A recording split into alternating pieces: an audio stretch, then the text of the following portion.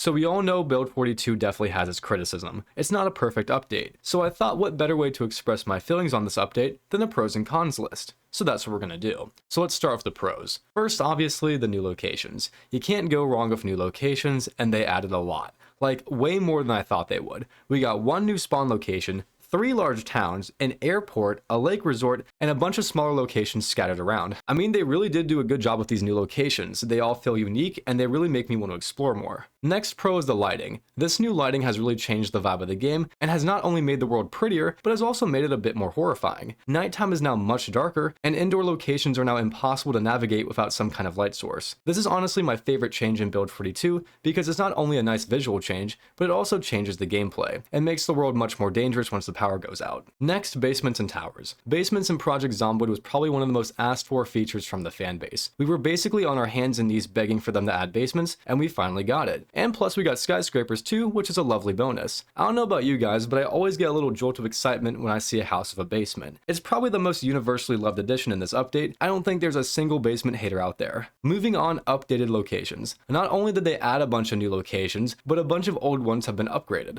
Some buildings have been changed, and others have been added to make some old locations more interesting. Adding new locations was good enough, but revamping the old ones was a lovely cherry on top that I'm sure we all appreciate. Another pro is the animals, one of the standout features for this update, and it's kind of the first step towards getting human NPCs. The animals are not only really cute, but they add so much life to the game. Before it was just you and the zombies, which could make the world feel very empty, but now you have a bunch of animals running around, making the world feel more alive. And on top of that, they've added features such as animal husbandry and hunting, which makes these animals not just cool to look at, but very useful to interact with. Our second to last pro is the new crafting. The old crafting was in serious need of an upgrade, and we got it. Thank God. It just feels less janky and more organized, and in my personal experience, it makes me feel more inclined to actually craft items. Before, I never really crafted much because it was just kind of ugly to look at, but now it's much less of an eyesore, so I'm now much more interested in the crafting side of the game. And now with all these new items, there's also much more to craft. And the final pro is all the new items. They added so many. Like, I think I can play this game non-stop for a year, and I'd still be finding new items I've never seen before.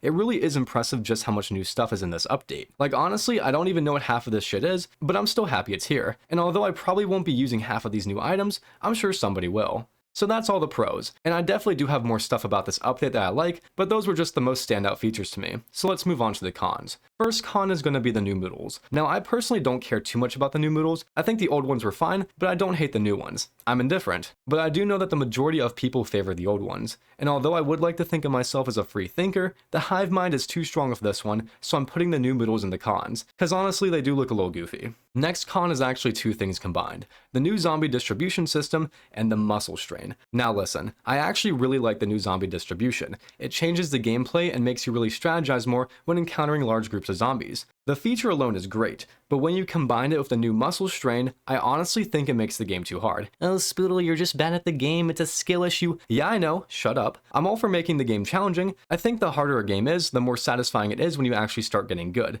But there's a point where you make something so hard that you basically block off new players from getting into the game. I think muscle strain with the old zombie distribution would be a fine feature, and it's the same vice versa. But when you put these two features together, it makes Zomboid a very hard game. You are now fighting more zombies, but your ability to fight zombies has been nerfed. It's kind of to the point where stealth and luring zombies away is the only way to loot larger locations. I feel like they definitely want to promote a more strategy-based gameplay style, but I think they went a little overboard with it. You can call me a trash player all you want, I'm aware of that fact, but I'm concerned that the game is getting to a point where newer players are just going to get frustrated and quit, instead of having fun with the challenge of the game and actually improving. So that's my 2 cents. And that's actually all the cons. Yeah, I think the majority of this update's great. It just definitely does need a little bit of tweaking, but for the most part, I'm happy with it. But if you guys have any pros or cons I didn't go over, tell me in the comments. Thank you all so much for watching, and I will see you all in the next one.